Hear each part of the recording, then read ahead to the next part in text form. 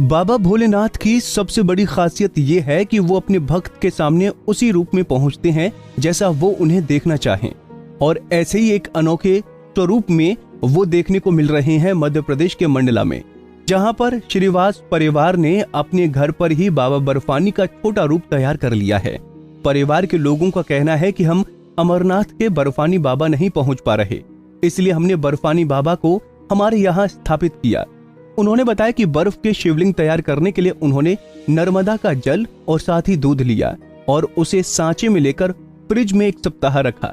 वो 1 सप्ताह बाद शिवलिंग के रूप में तैयार हो गया, जिसे सावन के पहले सोमवार के दिन घर में स्थापित किया और बाकायदा विधि विधान के साथ उसकी पूजा भी की गई। सावन का आज पहला सोमवार है। इस उद्देश्य को लेकर कि बाबा भोलेनाथ की यात्रा सबके लिए भला करे, और बाबा अमरनाथ तो हम लोग नहीं जा पा रहे हैं, बाबा बर्फानी को हम लोगों ने यहीं पर बुला लिया है और बर्फ़ से बने शिवलिंग का हम लोग पूजन कर रहे हैं।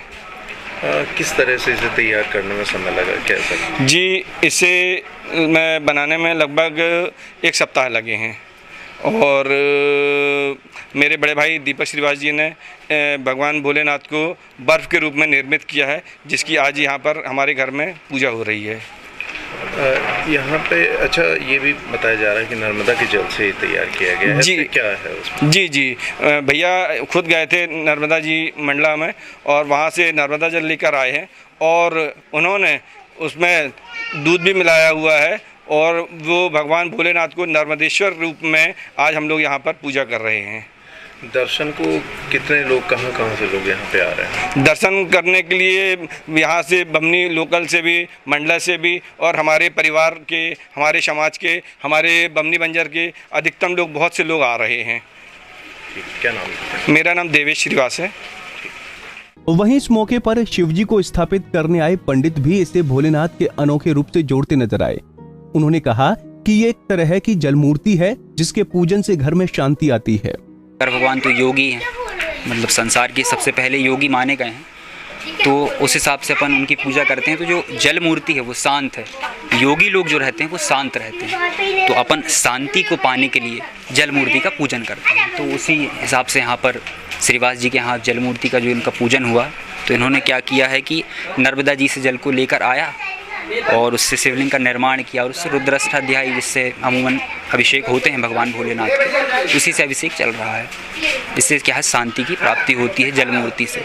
और फिर अलग अलग मूर्तियों के अलग अलग विधान है, जैसे कि आप मिश्री से निर्मित शिवलिंग का पूजन कर सकते हैं, किसी फल से निर्मित, या वो फिर आपके विधान के अनुसार हैं। सात्विक विधान में है, तंत्र में चले जाएं तो तंत्र के विधान में भी शिवलिंग है, और किस चीज़ से अभिषेक करना है उसके बारे में भी शास्त्र में बताया गया है। जैसे आप जल से करेंगे तो क्या फल आपको प्राप्त होगा, या गन्ना के रस से करने पे क्या फल, तेल से करने पे क्या फल, या दही से करने पे, दूध से करने पे, सबके विधान अलग अलग बताए गए। ठीक है, क्या लिखते हैं?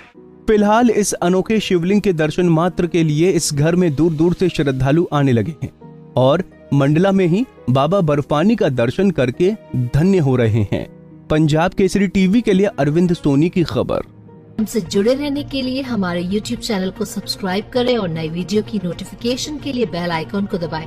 अगर आप ये वीडियो Facebook पर देख रहे हैं तो लाइक जरूर करें और ज्यादा से ज्यादा शेयर करें। धन्यवाद।